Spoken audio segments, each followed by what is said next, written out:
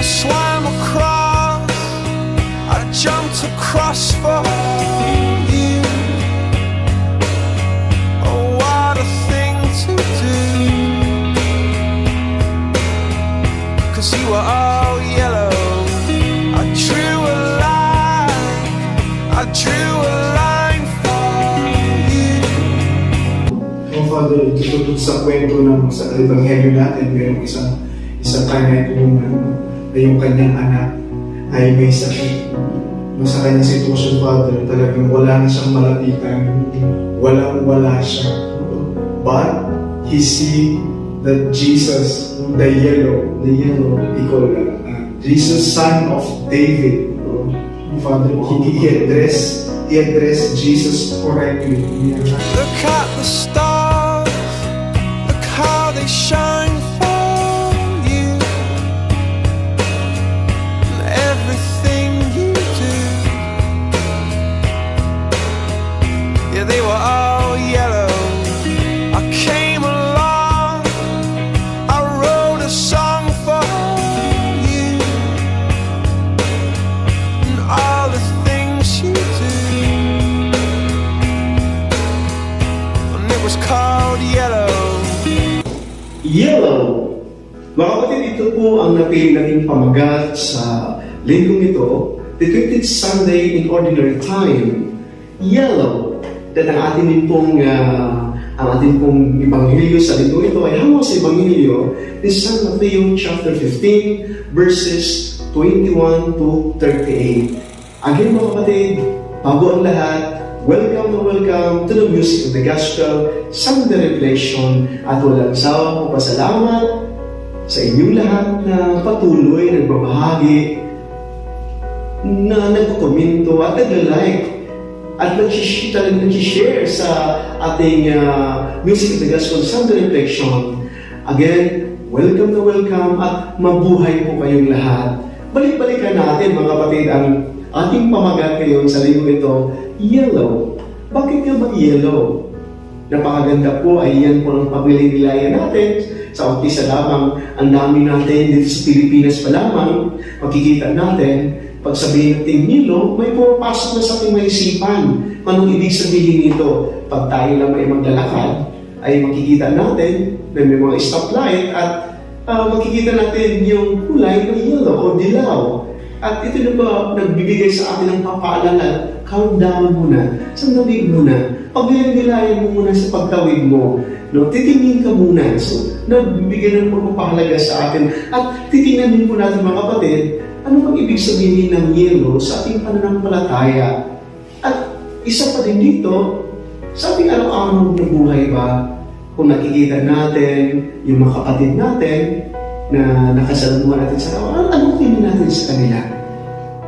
Sa ating pananampalataya, sa nakipagrelasyon natin sa Diyos, nakikita ba natin ang kalagahan ng sinasabing yellow dyan sa ating Panginoon Kristo? Sabihin natin yellow, ang tunay na diwa ng ating Kristo. At yan din po ang tatalakayin natin. Mga kapatid, ihambing natin sa ating Ebanghelyo sa isang babae na taga-Kanaan. At alam naman natin, bibigyan natin pagpapahalaga yung kultura ng mga kapatid natin, yung mga taga-Kanaan, lalo na yung isang babae na lumapit kay Jesus na tinuturing na isang tuta. Ngunit tinuturing naman siya na isang tuta, hindi bali na sa kanya. Mapagbigyan lamang siya, may ipagkaloob lamang ni Jesus ang kanyang kahilingan. Mga kapatid, yellow din po dahil sa isang awitin natin na sinasabi, I came along, I wrote a song for you, and all the things you do, and it was called Yellow. Napakaganda yung awitin ito, no? Dahil, yun nga, nakikita man all are yellow. No, sa gitna ng kadiliman, no, nakikita natin sa ipapawinan yung mga bituin, ng buwan, na nagliliwanag ng kulay nila ay yellow. At mga kapatid, dito sa ating pagnilay-nilay ngayon, sa 20th Sunday in Ordinary Time, nakikita ko rin po ang yellow nakulay sa ating kapatid na isang novice, yung last year lamang sa kanyang pag-isang nalupas sa postulancy, naging bahagi na rin din po natin sa Music of the Gospel Sunday Reflection. At alam niyo mga kapatid, talagang hindi ko maisang tabi ang aking kaalaman, yung nagsama kami sa summer camp, yung manapakinggan ko sa aking mga kapatid na makaparian dito sa kanyang novice master dahil novice siya ngayon. At napaka-positibo, napaka-inspiring kanyang buhay, kanyang dedikasyon dito sa aming seminaryo, dito sa aming provincialate, at lalo-lalo na sa kanilang novitiate formation. At ngayon po mga kapatid, welcome po at salamat po Brother Wesley Takadino sa hindi ka nag-atubili na maging kabahagi na naman ngayon sa ating mababagian dito sa Music of the Gospel Sunday Reflection. Magandang una po sa lahat, magandang araw sa mga taga-tagilid po ng ating Music of the Gospel, sa inyo pong lahat na patuloy at walang sawang nag-like and share dito po sa napakagandang ministry ng aming napakabuting palad si Father Lily. Napakagandang pag-like, Father, no? The color of yellow. Alam niyo po, Father, taga-Tarlac ako. Oo nga. Taga-Tarlac ako. Pag sinabi mong yellow sa Tarlac, alam nila agad kung ano ibig sabihin nun. At marami po sa ating lalo na sa Pilipinas, sa ating mga kababayan, pag sinabi mong yellow, meron tayong iniisip. Pero sa pagkakataon ito, Father, hindi mo pwede pag-usapan yung sistemang yun. But we put ourselves on the other side of yellow. Napakaganda pa sa isang awitin na sinasabi niyo nga po, look at the stars. They all shine on you. You're right. Imagine, in those words, Father, it really helps me to reflect that the Lord who created everything, no, yung mga star na ginawa niya, para lang sa atin na tanawin. It's very beautiful. When the sky are black, there are yellows. Yeah, that is really true, Brother Wesley. And sometimes we could not see the yellow color for whatever reason. Nakikita naman natin yung kadiliman. Yes. So, minsan na nakikita natin yung kadiliman lamang, ang tendency dito sa buhay natin ay malungkot tayo, naglilingkod naman tayo, ngunit parang wala tayong lakas. Yes. No, parang yes, may energy ako, yes, may kakayahan ako, pero parang wala tayong patutunguhan. Walang yellow. Walang yellow. Walang yellow. At napakaganda din po, Brother Wesley, dahil alam mo natin talaga na yung traditional nga ng meaning ng yellow ay yung warm, yung joy, yung energy. Ngunit, in a spiritual sense, yung meaning ng yellow ay napaganda that it connects sa sun, sa araw, no? Pag titignan natin yung araw, na ito ay nagbibigay sa atin ng enlightenment, yung makikita mo ang gusto mong makikita, at hindi lamang yan yung kalungan, yung wisdom. At isa din po dito, in terms of spirituality, ay to awaken. Kung natutulog ka, napapagod ka, pag nawalan ka ng pag-asa, sandali muna. Wake up, dahil yun nga, nandiyan ako, hindi tayo nanatili sa gabi lamang. No? Like the sun, it gives light, it gives energy. No? And ito yung napakahalaga sa pasimula ng ating pagninilayan ngayon, Brother Wesley. At i-shortcut ko lamang yung isang pinto ng dalawang mag-ama, no? Mag-ama na sabi ng ama sa kanyang anak, samahan mo naman ako maglalakad tayo ngayong gabi. Maglalakad sila. Oo. Ngayon sa maglalakad nila, gabing-gabi, may tinuturo yung ama, titingnan mo nga yan. Ngunit sabi ng anak, Papa, wala ko makikita, kundi yung mga daliri ko lamang. At sabi naman ng Papa, anak, huwag mo nang titingnan yung mga daliri ko. Titingnan mo, anong tinuturo din sa aking mga daliri. At sabi ng anak, Papa, nakikita ko. Ang ganda-ganda ng mga bituin, Papa. Ang ganda ng duwang, Papa.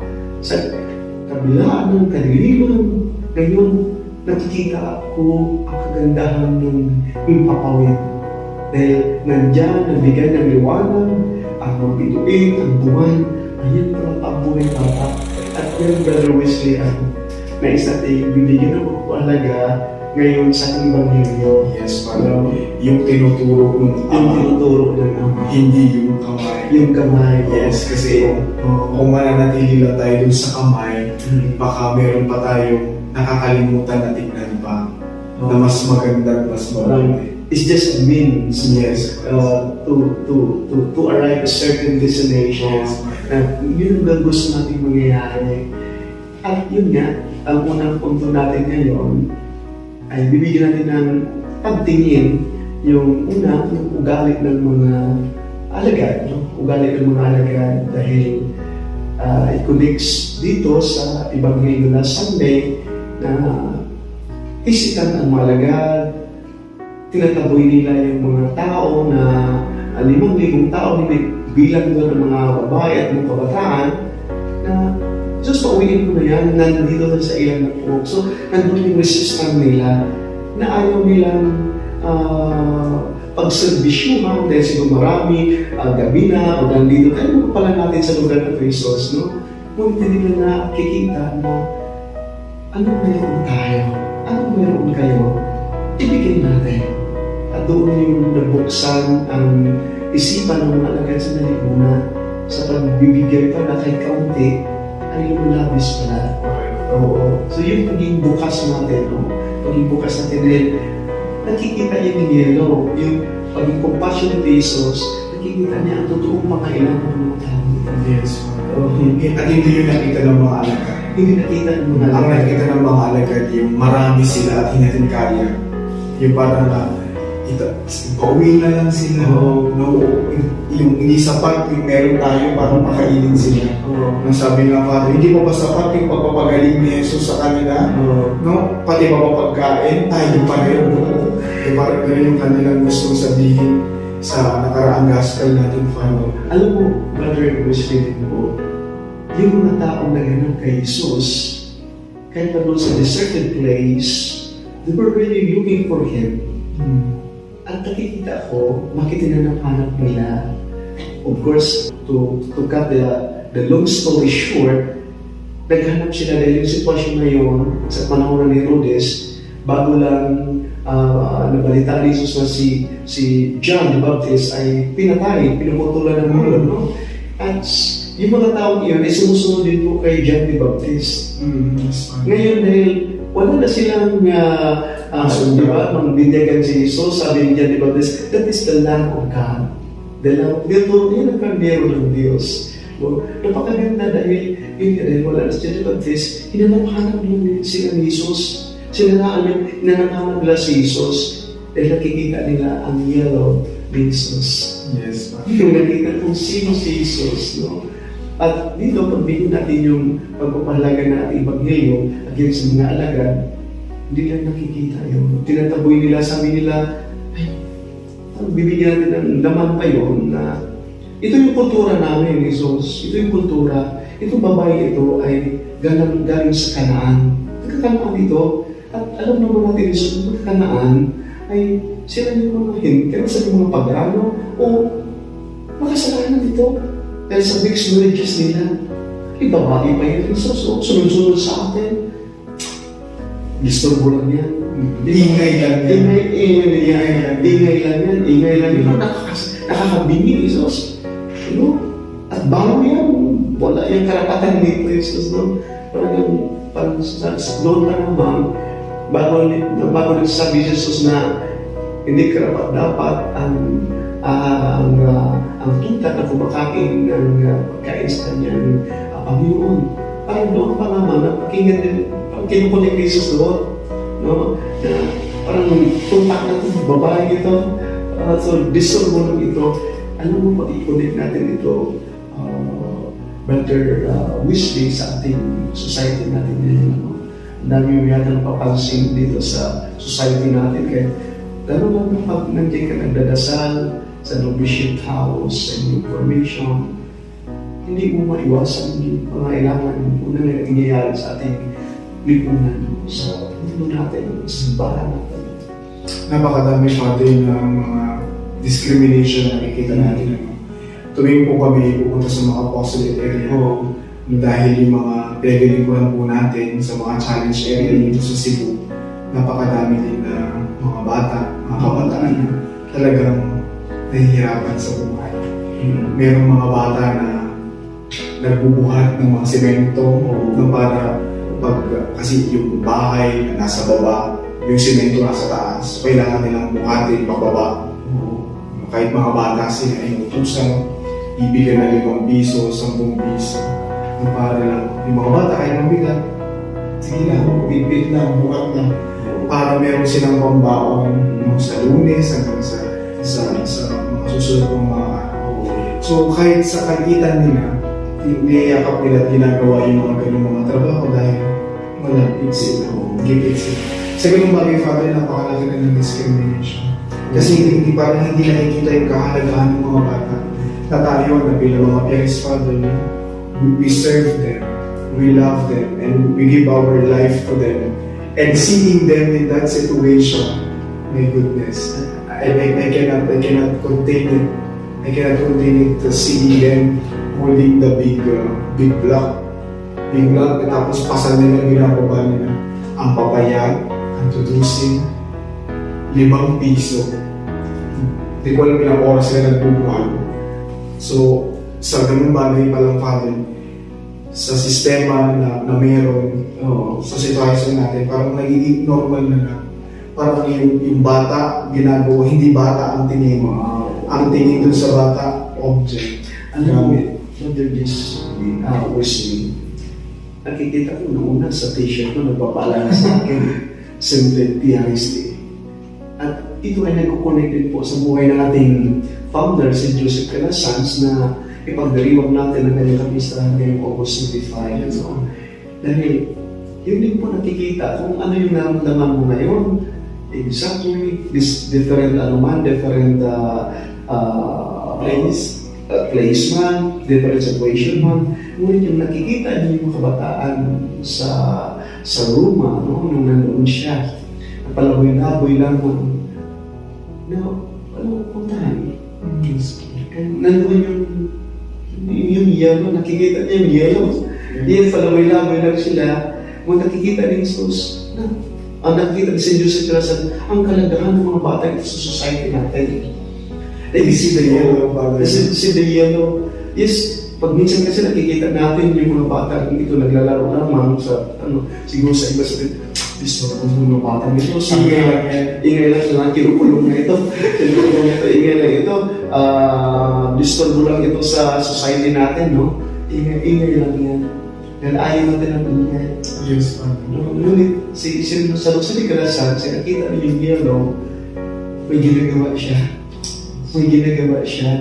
At ito din po talaga yung attitude ng mga alagad, no? Instead na to learn from Jesus, na paging welcoming, paging inclusive, no?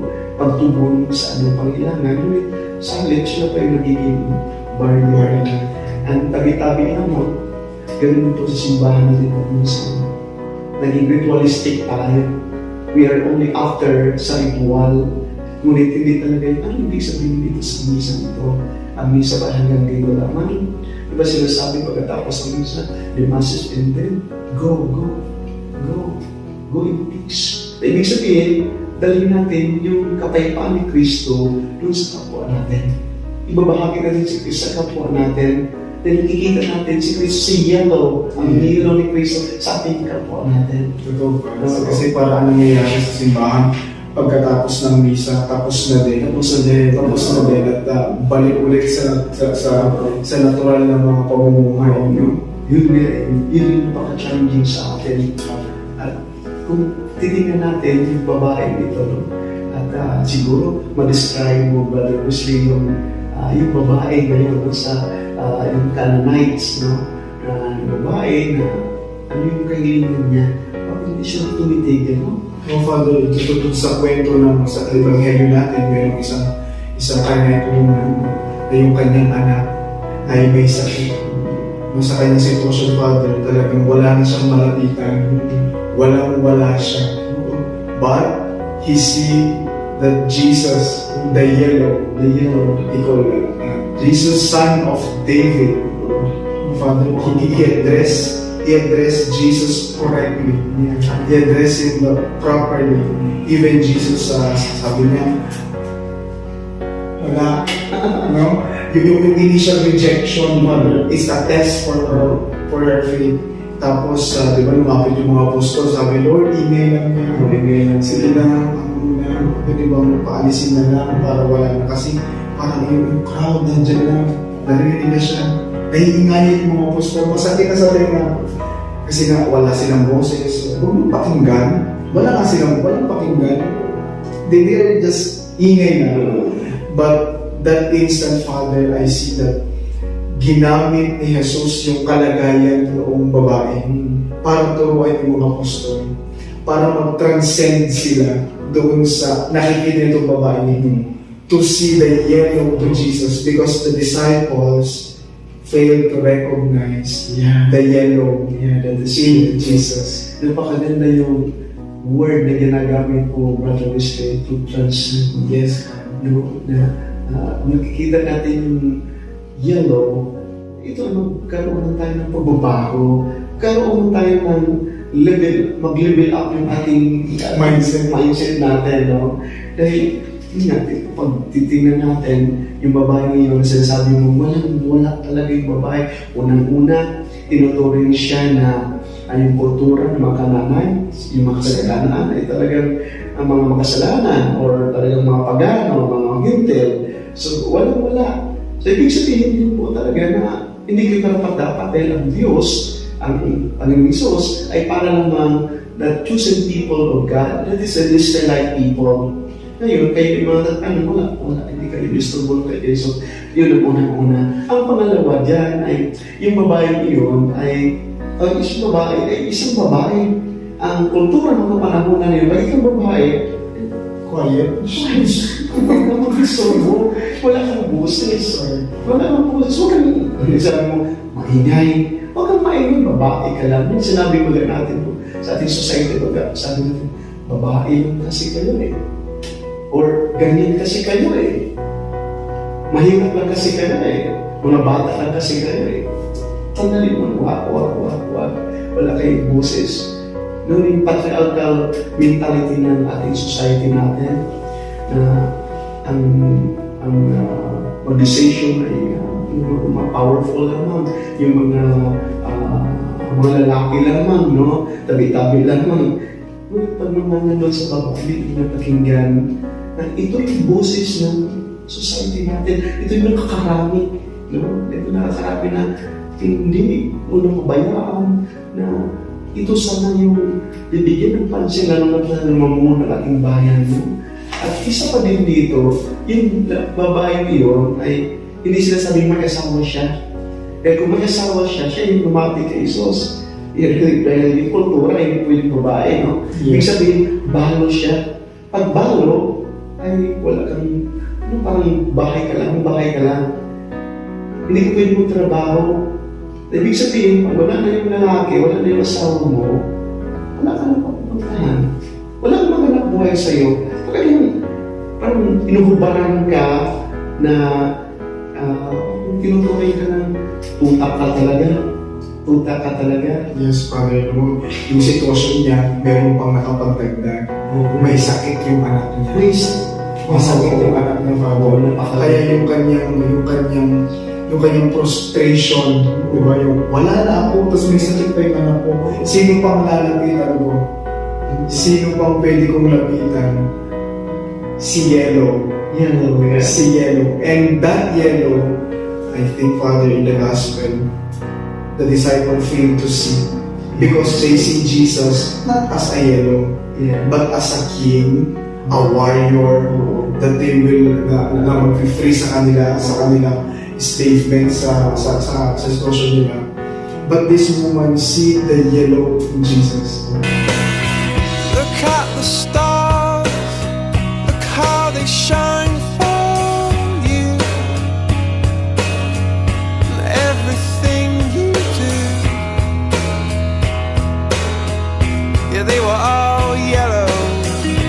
And this situation used by Jesus to teach His disciples. Wow. Paano to teach His disciples?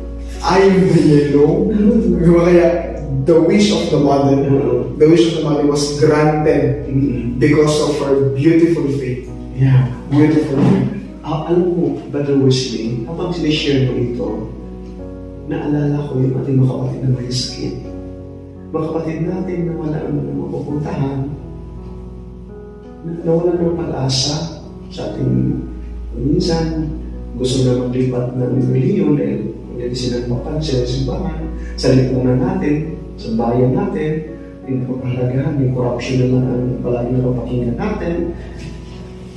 Ngunit dito ngayon, nagpapaalala sa atin, huwag kayong mag-surrender. Huwag kayong mawala ng pag-asa. No, kahit pa wala na kayo, may something pa, may isa pa tayo mapupuntahan natin. Yung mga kapatid natin may cancer, no? Talagang nakakalungkot talaga yung mga may sakit natin, mga kapatid natin na walang pera, may stage 4 na yung cancer nila, na hindi kayo mawala ng pag-asa. Look at the yellow. Yes. Look at the yellow. There is a yellow. There is a yellow. Meron ba? Alam ni Father, sa breviary natin, o dinadasal natin, meron isang phrase na sabi niya, talikuran man ako ng mundo, kalimutan man ako ng mga magulang ko, may Diyos pa rin akong aasahan. Wow. It is a Tagalog translation of our breviary, na kahit kalimutan ka ng mundo, may Diyos pa. Kaya yung nakikita ko sa Canaanite woman, Father, yung nakikita na wala akong asawa, wala akong pera, mahirap, tuta ang tingin sa akin, pero so be it, sa pagmamahal niya sa kanyang anak, in her frustration, para bumalik yung anak niya, he transcend and see the yellow of Jesus. Alam mo, Brother Wesley, Jesus is not just only a divine, but also human. Kasi human, he learned a lot from his parents. But not just only from his parents, but so also sa encounter niya sa mga tao. Kagaya ng babae ito. He learned something from her na transcend po yung kanya, tingin, wow, kaya tinuturing ng isang tuta, hindi pa rin wala ng pag-asa. Laban pa rin. Push pa rin. Push, pray until something happens. That's very beautiful. I want to emphasize that. Pray until something happens. Kahit wag na. Kahit sinabi ni Lord na, no, hindi, tuta. Kahit na tuta. Wow. Kahit na tuta. Kumakain pa rin ng mga mumog na nahuhulog sa mesa. Kahit tuta. And because of that one, nag-grant yung kanyang kahilingan. Push. Kaya po sa mga kapatid natin na nakikinig ngayon na meron rin pinagdadaanan at sa tingin nyo po ay wala nang mapupuntahan, push. Sino ay naging gabay sa ating mga kapatid natin. At simple lang ito, ngunit alam ko, pag napapakinggan natin ito, talagang binibigyan ito magpahalaga. Itong gesture ng babae at yung response ni Jesus. At kung anong klaseng alagad ni mayroon si Jesus, hindi nakikita nila ang yellow ni Jesus. Ngunit sa mga ordinaryong tao na hindi wala ng pag-asa, nakikita nila. Ganun po tayo. Maraming salamat po sa inyong pakikinig. Sana po huwag kayong mawalan lagi ng pag-asa. Kaya po nasabi ni Father Lily, push. Push like the woman in our gospel for today. Pray until something that happened. My dear friends, in our encounter, in our life, marami tayong pinagdadaanan.